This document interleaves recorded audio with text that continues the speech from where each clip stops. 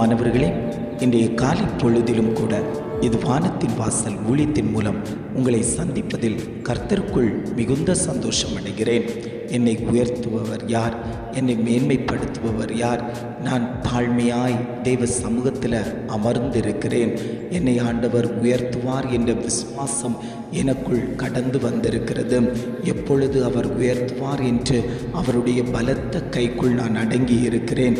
நான் தேவ சமூகத்தில் ஒவ்வொரு நாளும் ஆண்டவருடைய வார்த்தையை கேட்டு ஜெபித்து கொண்டிருக்கிறேன்.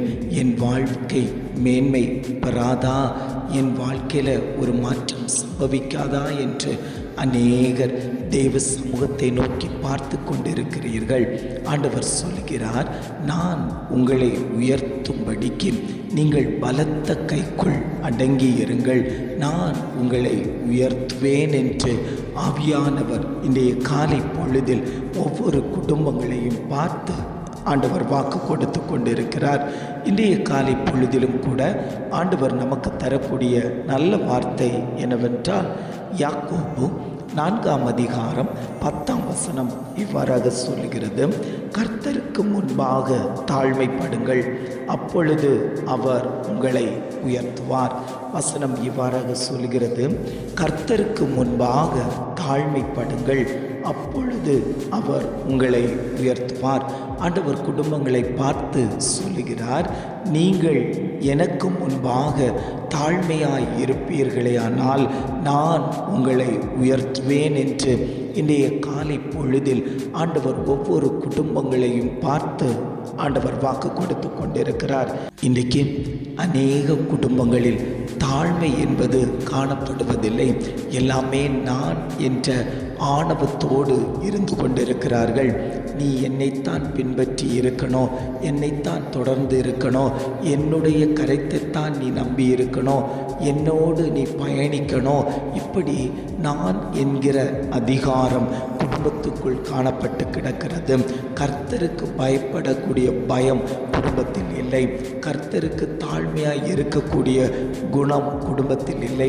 அதனால் சத்துருவானவன் குடும்பத்துக்குள் நுழைந்து குடும்பங்களை வேட்டையாடி கொண்டிருக்கிறான், குடும்பங்களை பலி இட்டு கொண்டிருக்கிறான். குடும்பங்களுக்குள் அநேக பிரச்சனைகளை, போராட்டங்களை கொண்டு வந்து போட்டு குடும்பங்களை அலைக்கழித்து கொண்டிருக்கிறான். ஆண்டவர் சொல்லுகிறார், நீங்கள் என் சமூகத்தில் வந்து காத்திருங்கள், நான் உங்களுக்கு உண்டானவைகளை எல்லாம் நான் செய்ய போகிறேன். என் சமூகத்தில் தாழ்மையாய் இருக்கிறவர்களுக்கு நான் கிருபைகளை அளிக்கிறேன். அந்த கிருபை உங்களை உயர்த்தும், அந்த கிருபை உங்களை மேன்மைப்படுத்தும், அந்த கிருபை உங்களை வழிநடத்தும். இன்றைக்கு அநேகர் பலனிழந்து போய் கொண்டிருக்கிறார்கள்.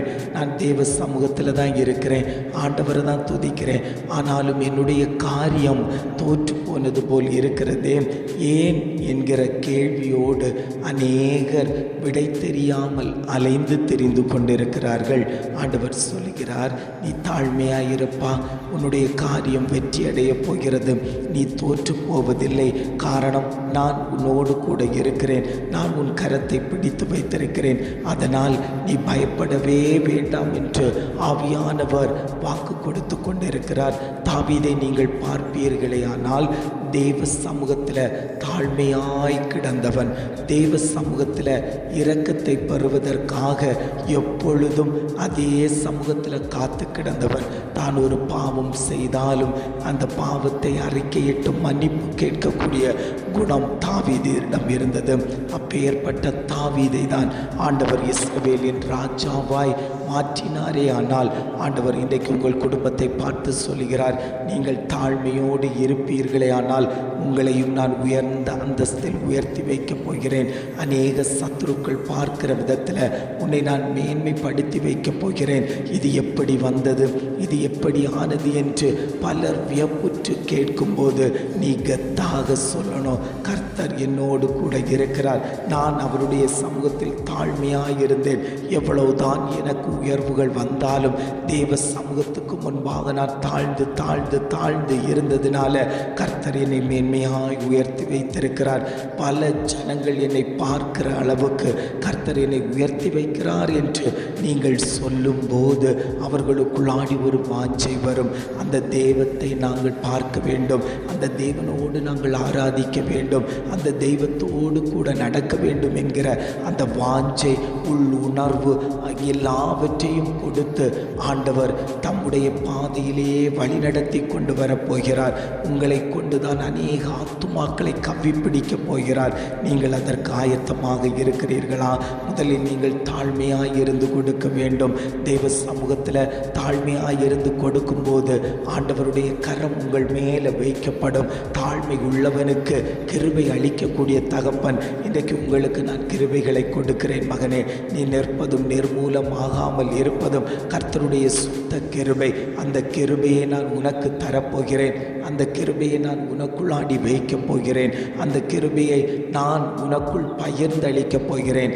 அது உன்னை மேன்மைப்படுத்தும், அது உன்னை வாழ வைக்கும். இக்கட்டு காலத்தில் என்னுடைய கிருபை உனக்கு கோட்டையும் மரணமாய் இருக்கும். நீ என் சமூகத்தில் வந்து காத்திரு, உனக்கு வேண்டிய நன்மைகளை நான் உனக்கு செய்து தருவேன் என்று ஆவியானவர் வாக்கு கொடுத்து கொண்டிருக்கிறார்.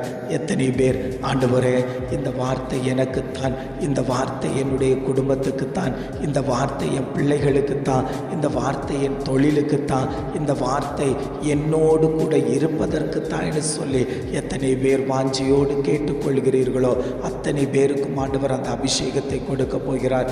அத்தனை பேருக்கும் ஆண்டவர் அந்த கிருபைகளை கொடுக்க போகிறார்.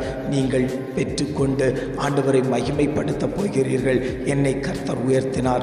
தாழ்வில் நம்மை நினைத்தவரை துதியுங்கள் என்று வேதம் சொல்லுகிறது. தாழ்மையாய் இருக்கும் போதே நம்மை நினைத்த தகப்பனை நாம் ஒருபோதும் மறந்து விடக்கூடாது. அவரோடு பயணிக்கக்கூடியவர்களாய் நாம் மாற வேண்டும். அதைத்தான் ஆண்டவர் விரும்புகிறார்.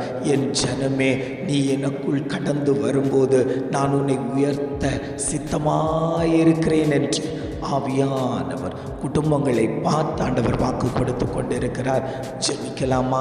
அன்பின் பரலோக பிதாவே, இந்த காலை பொழுதுக்காக நாங்கள் உம்மை துதிக்கிறோம், ஸ்தோத்தரிக்கிறோம். ஆண்டவரே, இந்த காலை பொழுதிலும் கூட ஆண்டவர் எங்களுக்கு தந்த நல்ல வார்த்தைகளுக்காக நாங்கள் உமக்கு நன்றி செலுத்துகிறோம். ஆண்டவரே, கர்த்தருக்கு முன்பாக தாழ்மைப்படுங்கள், அப்பொழுது அவர் உங்களை உயர்த்துவார் என்ற அழகான ஒரு வாக்கு தத்தத்தை எங்களுக்கு தந்த நல்ல தெய்வமே, உமக்கு முன்பாக தாழ்மையாய் இருக்கக்கூடிய அந்த குணத்தை எங்களுக்கு தாங்கப்பா.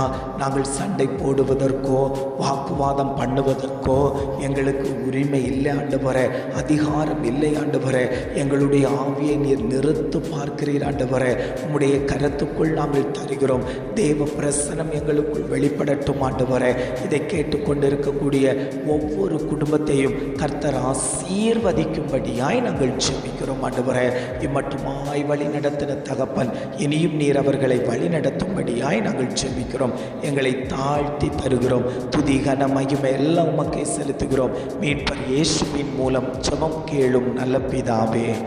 ஆமேன், ஆமேன்.